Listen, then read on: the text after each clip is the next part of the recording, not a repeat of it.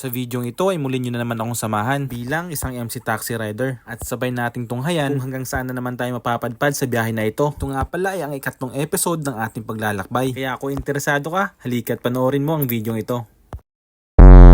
Time check tayo mga buddy, 6:06 ng umaga para sa ating unang booking. At dito yan sa may fish pan sa Watawan, may Paho, Caloocan. Ang drop off location nito ay sa may Berkeley Residence, Escalor, Quezon City. Babiyahe tayo ng 15.8 kilometers mga buddy at ang pamasahe nito ay 221. Magandang panimula ito mga buddy dahil long ride na biyahe ito.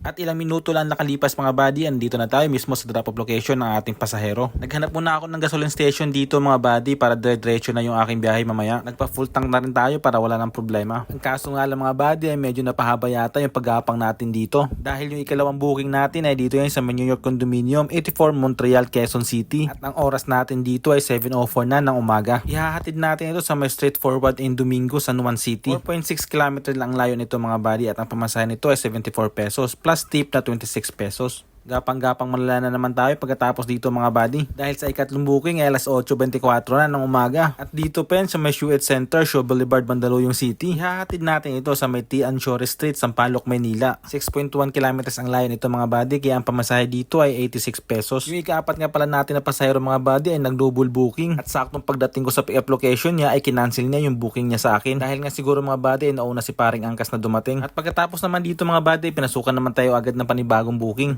Kwentuhan na muna kami dito ni paring angkas tungkol sa mga pasaherong mahilig mag-double booking dahil medyo nakakaabala din yun para sa aming mga MC taxi rider. O siya, halika na, tuloy na natin yung ating biyahe. 8:56 ng umaga para sa ating ikaapat na booking at ang pick-up location ay dito sa may Mindoro Street, Sampaloc, Maynila at ihahatid naman natin ito sa may Panay Avenue, Diliman, Quezon City. Babiyahe tayo sa layong 4.2 kilometers at ang pamasahe dito ay 70 pesos at ilang minuto lang makalipas mga buddy ay nandito na tayo sa mismong drop location ng ating pasahero. Pagkatapos nga dito mga buddy ay gapang manlala na naman tayo. At para sa ikalimang booking ay dito yan sa may Bongko Medical and Lying in Clinic sa may Caliraya Street, Quezon City. At ang drop off location nito mga buddy ay sa may Starbucks Alley Mall, Cubao, Quezon City. Ang oras nga pala natin dito mga buddy ay alas 9:20 na ng umaga. Babiyahin natin ito sa layong 5.3 kilometers at ang pamasahe dito ay 80 pesos. At makalipas ang ilang kembot mga buddy, andito na tayo sa mismong drop off location ng ating pasahero. Gapang malala na naman tayo mga buddy. Kakagapang nga natin mga buddy na daanan natin dito ang mismong shooting ng Batang Quiapo. Akala ko magbubuk sa akin si Tanggol.